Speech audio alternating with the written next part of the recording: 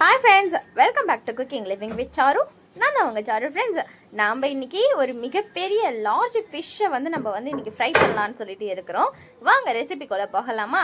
S, நான் சொன்ன அந்த ஃபிஷ் இதுதான். இந்த ஃபிஷ் நேம் என்ன நீங்கள் வீட்டுக்கார்கிட்ட கேட்டுட்டு நான் அப்புறம் உங்களோட ஷேர் பண்ணவா? வெயிட் பண்ணுங்க. கேட்டுட்டு வந்துட்டேன்ப்பா, கொடுவான்னு நினைக்கிறாராம். உங்களுக்கு இது என்ன ஃபிஷ்ன்னு தெரிஞ்சால் கண்டிப்பாக கமெண்ட்டில் ஷேர் பண்ணுங்கள். இது ஒரு நாட்டு வகை மீன் மட்டும் நல்லா தெரியுது. பார்த்தீங்களா, பார்க்கறதுக்கு எப்படி இருக்குது, உங்களை கடிக்க போகுது அந்த மாதிரி இருக்குல்ல. ஓகே, இதுக்கு நம்ம ஸ்பெஷலாக ஒரு மசாலா ரெடி பண்ண போகிறோம். கூடவே 4 சங்கரா மீன் வாங்கிட்டு வந்திருந்தாரு. அதையும் நம்ம ரெடி பண்ணிடலாமா? ஃபஸ்ட்டு நல்லா மஞ்சத்தூள் உப்பு எல்லாம் போட்டு இந்த மீனை வாஷ் பண்ணி எடுக்கணும். மஞ்சத்தூளும் உப்பு போடுறது மட்டும்தான் என் வேலை, வாஷ் பண்ணுறது எங்கள் ஹஸ்பண்டோட வேலை. அவரோட டிபார்ட்மெண்ட். அவர் பக்காவாக அந்த வேலையை முடிச்சுட்டு வந்துடுவார். எங்கள் வீட்டில் ஒரு அம்மனிக்கு ஃபிஷ்ஷுன்னா ரொம்ப பிடிக்கும். அந்த அம்மனிக்காகவே இந்த ஃபிஷ்ஷை ஸ்பெஷலாக எங்கள் வீட்டுக்காரர் இன்றைக்கி வாங்கிட்டு வந்திருந்தார். அதுதான் இன்றைக்கி நாங்கள் செய்ய போகிறோம். ஃபஸ்ட்டு மீன் குழம்பு வைக்கிறதுக்கு புளி நம்ம ஊற வச்சுக்கலாம். அதுக்காக நான் ஒரு நெல்லிக்காய் சைஸ் அளவுக்கு புளியை எடுத்து ஊற வச்சுக்கிட்டேன். இதுதான் புளியோட லாஸ்ட்டு பீஸு. இதுக்கப்புறம் நம்ம ஷாப்பிங் ஹாலில் பார்த்த புளியை இதில் சேர்க்க ஆரம்பிச்சிருவோம். தண்ணி ஊற்றி நல்லா ஊற வச்சுக்கலாம். அது ஒரு பக்கமாக ஊறிக்கிட்டு இருக்கட்டும். ஒரு 1/2 hour அது பாட்டுக்கு ஊறட்டும். நெக்ஸ்ட்டு நான் அந்த கிச்சனை க்ளீன் பண்ணியிருந்தேன். அதனால் இந்த கம்பியெல்லாம் எடுத்து அதில் செட் பண்ணிக்கிட்டு இருந்தேன். அப்புறம் சாதம் வடிக்கலான்னு சொல்லிவிட்டு அதுவுமே நல்லா வாஷ் பண்ணி வச்சுட்டேன். நாங்கள் இப்போ பாண்டிச்சேரியில் கொடுக்குற அந்த ரேஷன் அரிசி இருக்குது இல்லைங்களா, அதில் தான் சாதம் வடிக்கிறோம். பட் இந்த தடவை கொடுத்த இந்த அரிசி சீரியஸாக கடையில் வாங்குற அரிசி தான் தோற்றுரும் போல இருக்குது. அந்த அளவுக்கு டேஸ்ட்டு சூப்பராக இருந்துச்சு. நீங்கள் யாராவது பாண்டிச்சேரியில் ரேஷன் அரிசி யூஸ் பண்ணுறீங்கன்னா கமெண்ட்டில் ஷேர் பண்ணிக்கோங்க. ட்ரை பண்ணி பாருங்களேன், நல்லா தான் இருந்துச்சு இந்த தடவை அரிசி. வெங்காயம், தக்காளி, பூண்டு எல்லாம் குழம்புக்காகவும் நம்ம மசாலா அரைக்கணும் இல்லையா, அதுக்காகவும் நான் க்ளீன் பண்ணி எடுத்து வைக்க ஆரம்பிச்சிட்டேன். கொஞ்சம் வெங்காயம் எரிக்கக்குள்ளே கண் எரிச்சலாக தான் இருந்தது. நம்ம சப்ஸ்கிரைபர் ஒருத்தவங்க ஷேர் பண்ணியிருந்தாங்க கமெண்ட்டில், கத்தியை அடுப்பில் கொஞ்சமாக ஹீட் பண்ணிவிட்டு வெங்காயம் கட் பண்ணக்குள்ளே கண் எரிச்சல் இல்லாமல் இருக்கும் அப்படின்னு சொல்லிட்டு. இந்த ட்ரிக் யாருக்காவது யூஸ் ஆச்சுன்னா ட்ரை பண்ணி பாருங்கள். இப்போ நம்ம மசாலாஸ் என்னென்னு சொல்லிட்டு பார்த்துடலாம். ஒரு 3/4 ஸ்பூன் அளவுக்கு சீரகம், ஒரு 3/4 ஸ்பூன் அளவுக்கு நம்ம மிளகும் எடுத்துக்கலாம். நெக்ஸ்ட் ஒரு 3/4 ஸ்பூன் அளவுக்கு நம்ம பெருஞ்சீரகமும் இதில் சேர்த்துக்கலாம். அண்டு ஒரு 1/2 ஸ்பூன் அளவுக்கு தனியாக இருக்குது இல்லைங்களா, அதையும் இதில் நம்ம ஆட் பண்ணிக்கலாம். இதை நம்ம வறுக்க போகிறது கிடையாது, நம்ம ஃப்ரெஷ்ஷாகவே அரைக்க போகிறோம். ஏன்னா ஃபிஷ்ஷை நம்ம டீப் ஃப்ரை பண்ணுவோம் இல்லைங்களா, தவா ஃப்ரையில் பண்ணுவோம் இல்லையா, அப்போ நம்ம வறுத்து அரைச்சி போட்டோம்னா அது ஒரு மாதிரி இருக்கும். நம்ம ஃப்ரெஷ்ஷாகவே எல்லாத்தையும் அரைச்சி போட்டுக்கலாம். நான் காஷ்மீரியன் ரெட் சில்லி, நான் பாப்பா குழந்தை இருக்கிறா வீட்டில், அவள் அதிக காரம் எடுத்துக்க மாட்டா. அதனால் நான் அவளுக்காக காஷ்மீரியன் சில்லி நான் வாங்கியிருந்தேன். அதில் ஒரு 2 ஸ்பூன் நான் எடுத்துக்கிட்டேன். காரம் உங்களுக்கு வேணும் அப்படின்னா நீங்கள் காஷ்மீரி சில்லி அவாய்ட் பண்ணிவிட்டு ரெட் சில்லி இருக்குது இல்லைங்களா, அது ஒரு 3லேருந்து 4 உங்கள் காரத்துக்கு தக்க நீங்கள் எடுத்துக்கலாம். கண்டிப்பாக ஒரு தக்காளி, 10 பல் பூண்டு, 2 சைஸ் அளவுக்கு இஞ்சி, கருவேப்பிலை எடுத்துக்கிட்டேன். இந்த டிஷ்ஷுக்கு தேவையான அளவுக்கு நான் கல்லுப்பு எடுத்துக்கிட்டேன். கல்லுப்பு எப்போவுமே டேஸ்ட் கொஞ்சம் என்ஹான்ஸ் பண்ணி கொடுக்கும் அப்படின்றதுனால எல்லாத்தையுமே ஒரு மிக்சர் ஜாரில் நான் சேர்த்துக்கிட்டேன். இப்போ இது கூட நம்ம எடுத்து வச்சுருக்கோம் இல்லைங்களா, கருவேப்பிலை, பூண்டு, இதையும் நம்ம சேர்த்துக்கலாம். இஞ்சியெல்லாம் அப்படியே போட முடியாது, கொஞ்சம் சின்ன சின்னதாக கட் பண்ணி தான் நம்ம போடணும். ஸோ நம்ம கட் பண்ணி அந்த இஞ்சி அப்புறம் தக்காளி அதையும் நம்ம கட் பண்ணி சேர்த்துக்கலாம். அதில் இந்த அளவுக்கு கொஞ்சம் பொடி பொடியாக இருந்துச்சுன்னா நம்மளுக்கு அரைப்படுறதுக்கு ஈஸியாக இருக்கும். அதிகமாக தண்ணி கன்சியூம் ஆகாது. தண்ணி சேர்க்காம தான் நம்ம இந்த கலவையை அரைக்க போகிறோம். ஏன்னா தக்காளி கூட சேர்க்கறதுனால நம்மளுக்கு அந்த மாய்ஸ்சரைஸ்னஸ் கிடைக்கும். அதனால் தண்ணி இதில் சேர்த்து அரைக்கணும்னு அவசியம் இல்லை. இந்த மசாலா கண்டிப்பாக ஒரு ட்ரை பண்ணி பாருங்களா, அடிக்ட் ஆகிடுவீங்க. பொரிக்கும் போதே வீட்டில் அவ்வளோ ஸ்மெல் வரும் நம்மளுக்கு. போட்டாச்சு. இப்போ இதை ஒரு ஃபைன் பேஸ்ட்டாக நம்ம அரைச்சி எடுத்துகிட்டு வந்துடலாம். இதோ அரைச்சிட்டேன் இல்லைங்களா, நல்லா கலர்ஃபுல்லாக இருக்குல்ல. அந்த காஷ்மீரியன் சில்லி பவுடர் தான் இதுக்கு ரீசன். இதை நம்ம ஒரு கண்ணாடி பவுலில் சேஞ்ச், அதாவது எந்த இதில் வேணாலும் நீங்கள் சேஞ்ச் பண்ணிக்கோங்க. நான் கண்ணாடி பவுலில் சேஞ்ச் பண்ணேன், சாரி அபவுட் தட். நெக்ஸ்ட்டு ஒரு அரை எலுமிச்சை பழ சாரை நான் அதில் பிழிஞ்சு விட்டுக்க போகிறேன். முன்னாடி பிழியலாம்ல சாரோ அப்படின்னு கேட்டிங்கன்னா, இல்லைங்க அது ஒரு மாதிரி இருக்கும். நான் லாஸ்ட்டாக பிழிஞ்சு விட்டுக்கிறேன். அதில் அந்த மசாலா கலவை இருக்குது இல்லைங்களா, அதில் அப்படியே சும்மா ஸ்க்வீஸ் பண்ணி விட்டுருங்க. அந்த எலுமிச்சையோடைய அந்த விதைகளெல்லாம் எடுத்துகிட்டு, மேலே இருக்க விதைகள் விழுந்துச்சுன்னா கூட அதை டக்குன்னு நம்ம எடுத்து விட்டுறலாம். இப்போது நம்ம ஹீரோ ஆஃப் த டிஷ் வந்துட்டார். அவரை ஒரு வாழையில் படுக்க போட்டுட்டேன் நான். அவரை ஃபஸ்ட்டு எங்கள் வீட்டுக்கார் கோடு போடுமா அப்படின்னு ஞாபகப்படுத்தினார். மறந்தே போயிட்டேன் நான். பெரிய ஃபிஷ்ன்றதுனால கோடு போட்டால் தான் மசாலா உள்ளே நல்லா கோட்டாகி இறங்கும் அப்படின்னு சொல்லிட்டு நல்லா கோடு போட்டு எடுத்துக்கிட்டேன். நான் போட்ட கோடு வந்து சரியில்லையா, அதுக்கப்புறம் அவரு எங்கள் ஹெட் மாஸ்டர் இருக்கிறார் இல்லையா, அவர் வந்து டீச் பண்ணார் எப்படி போடணும் அப்படின்னு சொல்லிட்டு. அதுக்கப்புறம் நான் அவர் சொன்ன மாதிரியே கோடு போட்டுட்டேன். சமையல்ல எனக்கு வந்து ஒரு கற்றுக் கொடுத்த குரு அப்படின்னா எங்கள் வீட்டுக்காரனே சொல்லலாம். அந்த மனுஷன் தான் என்னை இந்த அளவுக்கு தேத்தி விட்டுருக்கிறாரு. கோடும் போட்டாச்சு. நம்ம அரைச்சி வச்சுருக்கோம் இல்லைங்களா, அந்த மசாலாவை வந்து இதில் நல்லா கோட் பண்ணிக்கலாம். அந்த ஓரங்கள், அந்த கோடு, இது எல்லாத்துலேயுமே நல்லா கோட் ஆகிற அளவுக்கு நம்ம கோட் பண்ணிக்கணும். சீரியஸாக நீங்கள் இந்த மாதிரி ஒரு தடவை மசாலா அரைச்சி போட்டு ட்ரை பண்ணுங்களா, எக்ஸஸாக எதுவுமே இருக்காதுங்க, சூப்பராக இருக்கும். நல்லா 2 பக்கமுமே வந்து மசாலா வந்து கோட் பண்ணியாச்சு. நான் கையில் மீன் பிடிக்கவே வரலை, நல்லா வலிக்கிட்டு போயிட்டு இருந்தது. நம்ம தலைவரை நல்லா வாழை இலையில வந்து கவர் பண்ணிக்கலாம். நல்லா சுற்றியும் வாழை இலையை போட்டு நல்லா மூடி வச்சுக்கிட்டேன். இது ஆக்சுவலாக ஒரு பாத்திரத்தில் போட்டு நீங்கள் ஒரு மூடி போட்டு சாதாரணமாக வைக்கனாலும் வைக்கலாம். நான் வந்து இன்றைக்கி வாழை இலையில் வச்சு வைக்கலாம் அப்படின்னு சொல்லிட்டு வச்சுட்டு இருந்தேன். கவுத்தி போட்ட உடனேக்கப்புறம் சூப்பராக இருக்குது இல்லைங்களா. அப்படியே எடுத்துகிட்டு போயிட்டு ஃப்ரிட்ஜில் அந்த பால் வைக்கிற இடம் இருக்குது இல்லைங்களா, ஃப்ரீசருக்கும் கீழே ஒரு ட்ரே, அந்த ட்ரேயில் ஒரு 1/2 மணி நேரத்துக்கு வச்சுருங்க. பொட்டாட்டம் கிடப்பார் அவர். இப்போ நம்ம குழம்புக்காக வெங்காயம், பூண்டு, ஒரு தக்காளி, கொஞ்சமாக முருங்காய் எடுத்துருக்கேன். இது முருங்காய் மாங்காய் போட்ட மீன் குழம்பு. நம்ம இந்தியன் ஸ்டைலில் வந்து நான் ட்ரை பண்ணியிருக்கிறேன். இப்போ வந்து ஸ்டவ் ஆன் பண்ணிக்கலாம். மீன் குழம்புக்கெலாம் வந்து ஒன்று நம்ம ஓல்டு பாத்திரம் இருக்குது இல்லைங்களா, அது யூஸ் பண்ணலாம். அப்படி இல்லைனா மண்சட்டி யூஸ் பண்ணலாம். நான் அதனால் வந்து பழைய அலுமினிய பாத்திரம் இருக்குது இல்லைங்களா, அந்த டைப்பில் வந்து நான் ஒன்று எடுத்துக்கிட்டேன். நல்லா தாராளமாக ஒரு 3 ஸ்பூன் அளவுக்கு எண்ணெய் நான் வந்து விட்டுக்கிட்டேன். எண்ணெய் வேணாலும் நீங்கள் யூஸ் பண்ணிக்கலாம். கடலை எண்ணெய், நல்லெண்ணெய், சாதா ரீஃபைண்ட் ஆயில், எந்த எண்ணெய் வேணாலும் யூஸ் பண்ணலாம். நல்லெண்ணெய் போட்டால் டேஸ்ட் இன்னும் என்ஹான்ஸ்டாக இருக்கும், ஸ்மெல்லு சூப்பராக இருக்கும். 1/2 ஸ்பூன் அளவுக்கு வெந்தயமும் 3/4 ஸ்பூன் அளவுக்கு வந்து வடகமும் நம்ம சேர்த்துக்கிட்டோம். வெந்தயம் வந்து ரொம்ப அதிகமாக போட்டிங்கன்னா கசப்பு தட்டிடும், அதனால் கொஞ்சம் பார்த்து போட்டுக்கோங்க. ஒரு கைப்பிடி அளவுக்கு கருவேப்பிலை நல்லா போட்டு பொரிய விட்டுக்கலாம். நல்லா பொரிஞ்சதுக்கப்புறமா நம்ம நறுக்கி வச்சுருக்க வெங்காயத்தையும் பூண்டையும் இதில் சேர்த்துக்கலாம். அத்தன்டிக் மீன் குழம்புல வந்து பச்சை மிளகா கண்டிப்பாக சேர்ப்பாங்க. நான் வந்து பச்சை மிளகாயை நவடேஸ் வந்து அவாய்ட் பண்ணிக்கிட்டு இருக்கேன். ரீசன் என்னென்னா, பாப்பாவுக்கு வந்து அந்த பச்சை மிளகாயில் காரம் லைட்டாக ஏறுது, அது செட் ஆகலைன்றதுனால நான் இப்போ கொஞ்சம் அந்த பச்சை மிளகாயை மட்டும் அவாய்ட் பண்ணிக்கிட்டு இருக்கேன். கண்டிப்பாக நீங்கள் மீன் குழம்பு வைக்கும்போது பச்சை மிளகாயை சேர்த்துக்கோங்க. அவங்க கொஞ்சம் வளர்ந்துட்டாங்கன்னா அதுக்கப்புறம் அவங்க பழகிக்குவாங்க. குழந்தை இருக்கிற வீட்டில் சமையலில் மிகப்பெரிய மாற்றங்கள் வந்து பண்ணி தான் ஆக வேண்டியதாக இருக்குது. தக்காளியை வந்து நம்ம வந்து க்யூபாக சின்ன சின்னதாக கட் பண்ணி எடுத்துக்கலாம். வெங்காயத்தை விட தக்காளி எப்போதுமே கொஞ்சம் கம்மியாக இருந்தால் தான் டேஸ்ட் வந்து நல்லாயிருக்கும். அதனால் நான் வந்து வெங்காயத்தோட தக்காளி வந்து ஒன்று தான் எடுத்துருக்கேன். 4 வெங்காயத்துக்கு ஒரு தக்காளினா பார்த்துக்கோங்களேன், அதுவும் நல்லா தான் இருந்துச்சு ஃப்ரெண்ட்ஸ். புளியை வந்து நம்ம நல்லா கரைச்சி எடுத்து வச்சுக்குவோம்.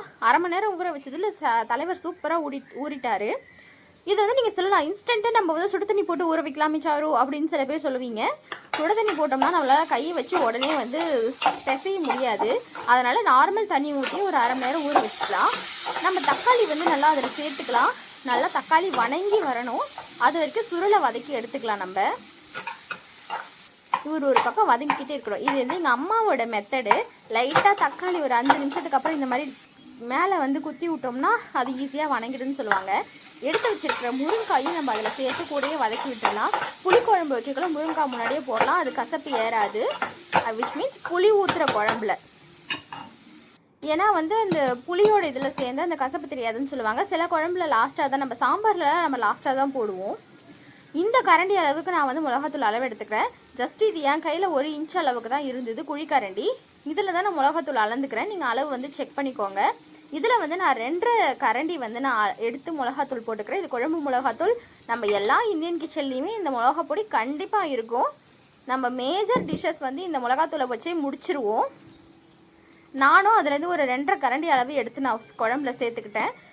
சில பேர் வீட்டில் வந்து புளி தண்ணி கூட மிளகாத்தூள் உப்பெல்லாம் கரைச்சி பேலன்சிங்காக செய்வாங்க.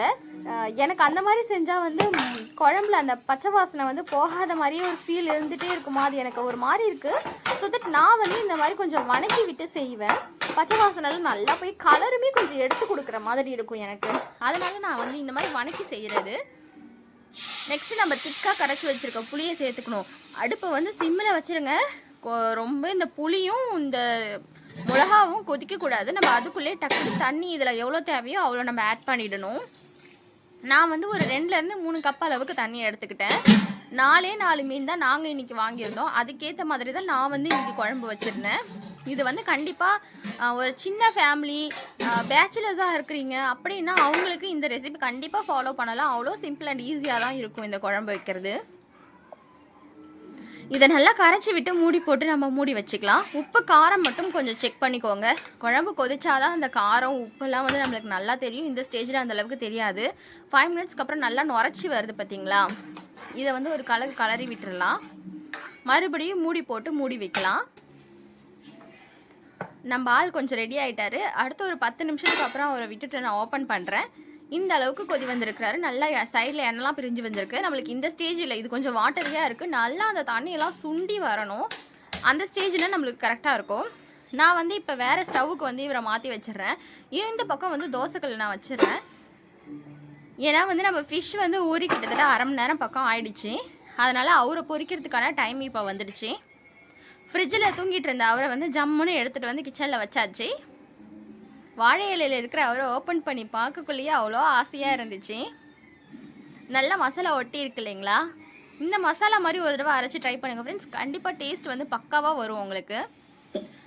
நான் வந்து தோசைக்கல்லில் வந்து நல்லா தாராளமாக 2 ஸ்பூன் அளவுக்கு எண்ணெய் விட்டுக்கிட்டேன். அது வந்து செக்கிங், ஸோ கல் சூடு ஏறிடுச்சா அப்படின்னு செக் பண்ணிக்கிட்டு இருந்தேன். நல்லா எண்ணெய் விட்டுக்கிட்டாச்சு. நம்மளுடைய மீன் அழகாக தூங்கிட்டு இருக்காரு இல்லையா? அவரையும் தூக்கி அதில் அழகாக படுக்க போட்டேன். நான் மசாலாவை மேலே ஃபுல்லாக கோட் பண்ணி விட்டுறலாம். நம்ம வாழை இலையில படிஞ்சிருக்கிற மிச்ச மசாலாக்களையும் கோட் பண்ணியாச்சு. இன்னொரு விஷயம் சொல்ல மாதிரிறேன், மசாலா வந்து அரைக்கும் போது கொஞ்சம் அதிகமாகிடுச்சுன்னா ஃபீல் பண்ணாதீங்க. வீட்டில் சிக்கன் இருந்தால் அதுக்கு இந்த மசாலாவை யூஸ் பண்ணி 65 மாதிரி பொரிச்சு எடுக்கலாம். இல்லை வந்து மஷ்ரூம் இருக்குன்னா மஷ்ரூமில் ஃப்ரை பண்ணி இதை ஃப்ரைக்கு வந்து இதை யூஸ் பண்ணலாம். பன்னீர் ஃப்ரைக்குமே இதை யூஸ் பண்ணி பார்க்கலாம். டேஸ்ட் அல்டிமேட்டாக வரும் நம்மளுக்கு கண்டிப்பாக.